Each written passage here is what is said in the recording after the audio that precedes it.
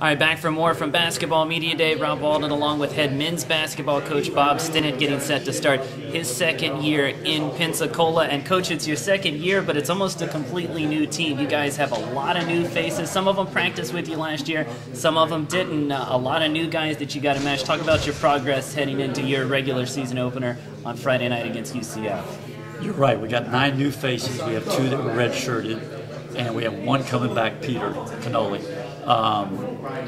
The progress is not as good as I'd like it to be. It's slower than it should be. I would hope we'd be farther along than we are. Sure.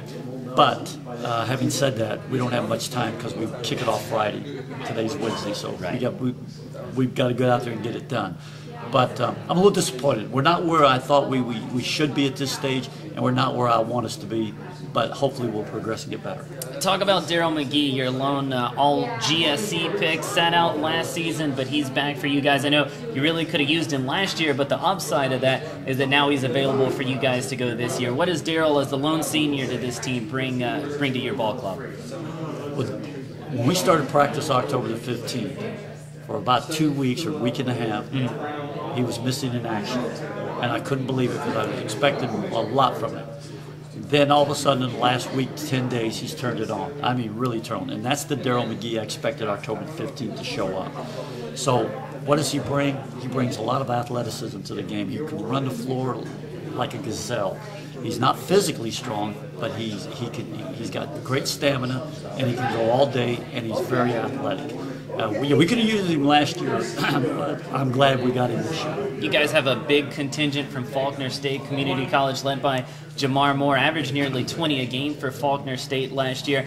Those 3 guys, your Faulkner State guys, have all played together. How important is it that they have some cohesion amongst the 3 of them, and can you build that into this UWF squad? Well, it's easy for them because they understand each other. They know the chemistry and everything. Now we got to take those 3 and take them to the next 10 or 11 guys and make it work. And that's not a problem because Jamar Moore and Jamel Brazil and Anthony Sims are all great kids, and they all work hard. And 2 of those 3 will start for us Friday night, Anthony and Jamar. And Brazil will see a lot of action backing up Mike Lewis. But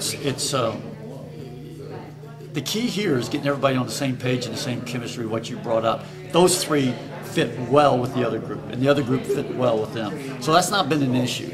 I think the biggest issue has been everybody learning what we're trying to do. When you bring in 9 new faces and you only got 1 returner coming back, sure, or 1 player, it's a learning process. It's a learning curve, and that's where we are right now in that learning curve.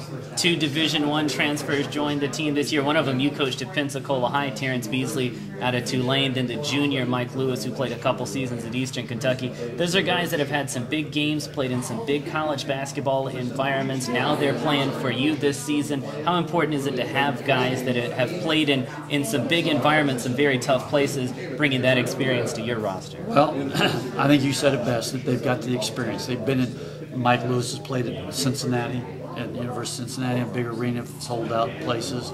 They played in the Ohio Valley Conference. Beasley, I coached in high school.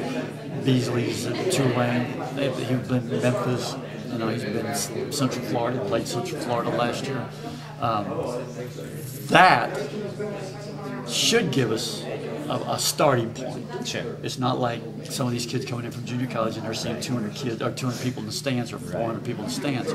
So I think, and Jamar Moore, he's been around enough. He signed at South Alabama out of high school before he went to Router Junior College, and the reason he left South Alabama, they had a coaching change. Just like Beasley left Tulane, they had a coaching change.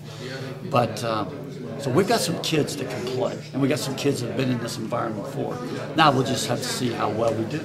Let's turn our attention to Friday night. You guys open up, you've mentioned it. Do we have to? Well, the game's happening. No, it is. Right. With or without me, that's right. Friday night against UCF, first regular season, first opportunity to see these guys in a live game, a competitive game. I know you've had about a month and a half to practice with them, but now they're going to be on the floor in a game that means something. How important is it for you guys to establish a rotation on Friday night, something that you can build on, a regular unit of guys that you can lean on as you go forward this season? Rob, you said it best. That's exactly what we got to do. We got to use this game, win, lose, or draw. And I don't know if there's any draws anymore, but win, lose, or draw, we got to use this as a stepping stone, not only to get better at what we do offensively, but to get that chemistry and to get that rotation down. And we're looking at 8, maybe 9 kids right now that will be in that rotation and play a lot of minutes. And it's going to be interesting, depending on different teams we play with the different personnel, how we're going to.